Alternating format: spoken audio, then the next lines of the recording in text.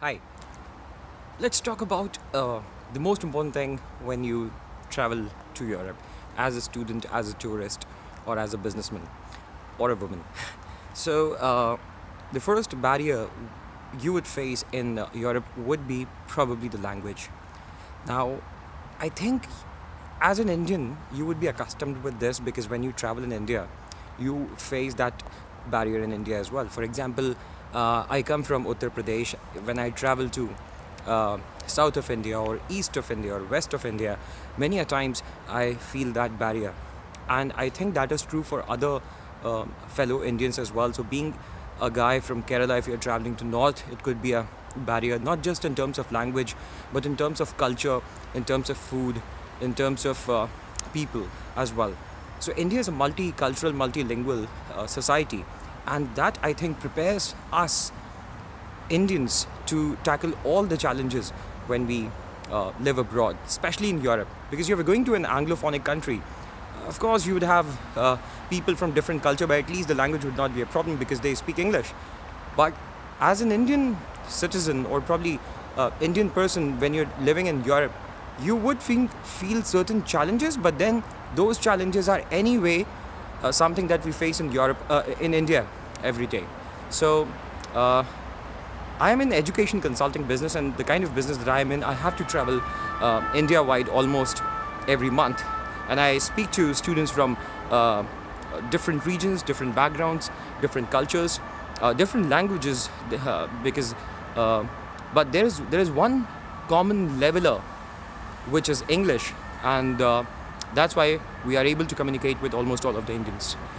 And that's true in Europe as well, because if you're living in big cities, let's talk about Berlin, Frankfurt, Munich, Paris, Toulouse, London, not maybe Toulouse, but London, Sweden, in Stockholm. Well, let's ignore the Scandinavian countries because they have a fluency in English. Almost 95 to 99% of people in Scandinavian Nordic countries, they speak English. Even in Germany, around 70% people speak English. In Netherlands, 95% of population speaks English. So irrespective of the size of the town or probably how cosmopolitan that city is, everybody speaks English. So that's not a problem. Let's talk about Southern Europe or maybe Central Europe or Eastern Europe, where language could be a challenge. In those regions, if you're going to the big cities, it is not going to be a challenge. For sure. That's number one. Number two, because everybody speaks English.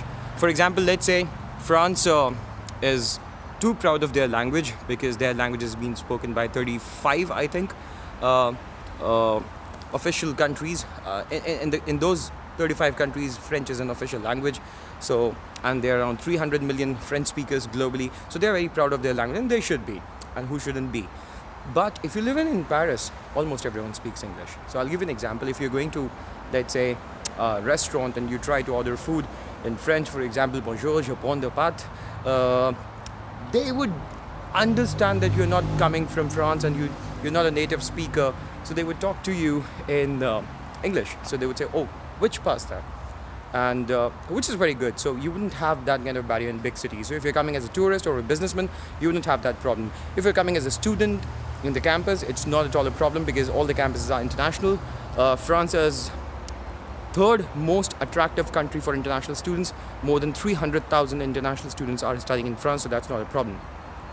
Apart from language, food. Let's talk about people who are coming with a vegetarian habit because vegetarian food sometimes could be a problem. Uh, Now, I am a vegetarian, so what I used to do because I was on a long stay visa, and most of the students who come to study in Europe, they are coming on a long stay visa, so they cannot afford to eat outside every day. If you're a tourist, probably for 7-8 days, you can bring your own food, ready to eat food.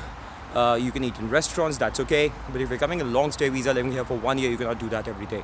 So you have to learn cooking, and that could be a challenge. So learn cooking in India and then come abroad because it is going to help you big time.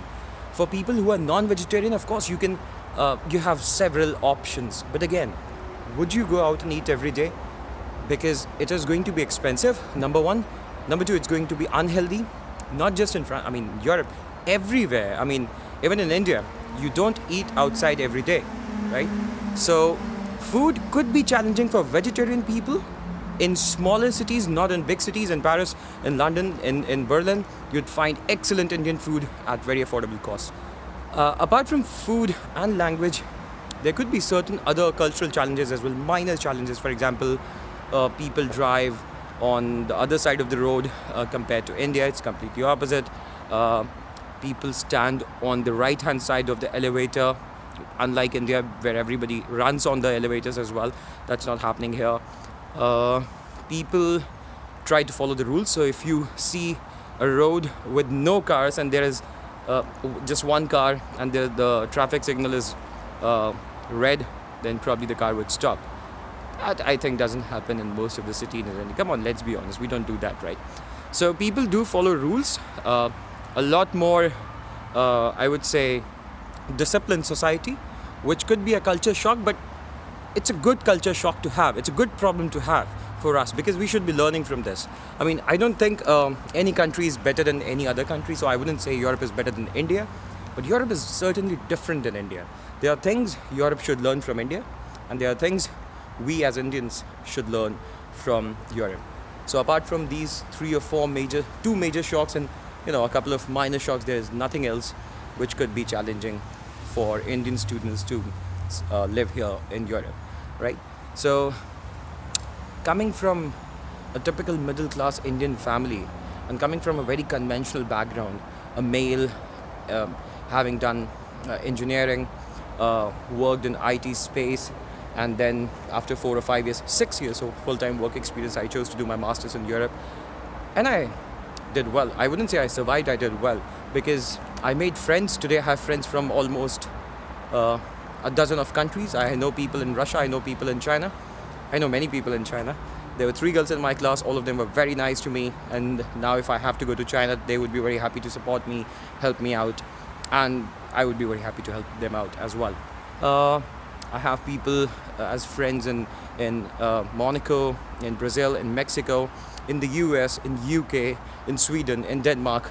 So this is the kind of network you build. So if you're coming here to gain something, of course, there would be many things at stake, but you are going to enjoy your journey.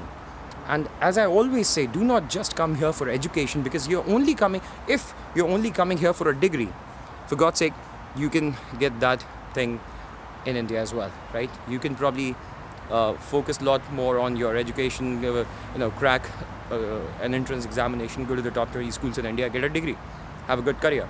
But studying abroad is not just about a degree. Maybe, yes, better ranked schools, but it's certainly not about degree.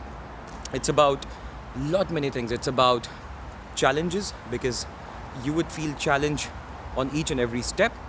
You have to come out of your comfort zone. New food, new living style, new people, new culture, new languages, new destinations to travel to. Sometimes you would be alone, sometimes you would be with friends, and that challenges you.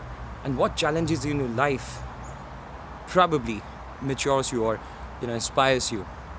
And this is what I think about the soul of probably, or the crux of foreign education. It's not just the degree, it's many things. It's a way of life, I would say, because once you have traveled abroad, lived abroad, I wouldn't say as a tourist, trust me, I am very huge fan of tourism, but tourism is not something that changes your personality or changes your perspective. Maybe a couple of things, but you have to live abroad to understand that perspective and understand the international environment and become a global citizen. You don't become a global citizen by just living two weeks abroad. You have to live there for probably 2 years to gain the foreign culture, to gain international exposure, international perspective, right? So keep asking questions, because one should keep asking questions, and we would be very happy to answer your questions. I would be very happy personally to answer your questions. Whenever I get time, I try to ensure that I share stories with you, because I think this is the most important part of my job, to share stories with you. I finished my 3 weeks of European tour today. Tomorrow I'm going to Paris, and day after tomorrow, right now I'm in Bordeaux, west coast of France, very close to Atlantic Ocean. Tomorrow I'm going to Paris. This is something which you wouldn't find in India or probably Asia, maybe in China or Japan. So the trivia is that I'm going to Paris from Bordeaux, and the distance is around 586 kilometers, which is 600 kilometers approximately. So how much time do you think it takes in India by a high-speed train to travel across 600 kilometers? Maybe 6 hours, 7 hours, sometimes up to 10 hours. So the train I'm going to catch tomorrow is TGV, one of the fastest trains in the world, probably the third fastest train in the world, and it will take 2 hours and 5 minutes. Exactly, 2 hours and 5 minutes. I've been on those trains multiple times, but every time I behave like a kid, and I'm very excited to be a part of this journey. So I'm going to Paris tomorrow. I'll be staying there for a day, meeting some friends, some partners, and after that, I would be off to India. So, as I said, I like sharing stories with people.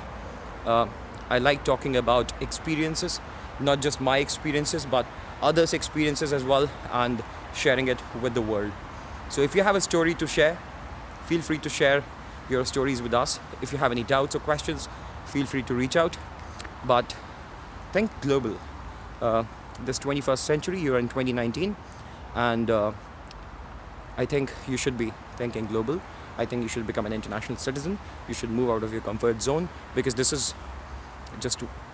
is what life is all about. You just have one shot, one life. Do the max you can. All right. Thank you so much once again. Take care. Bye. And I'll see you very soon. Maybe another video, maybe from India, maybe from some other country. Take care. Bye.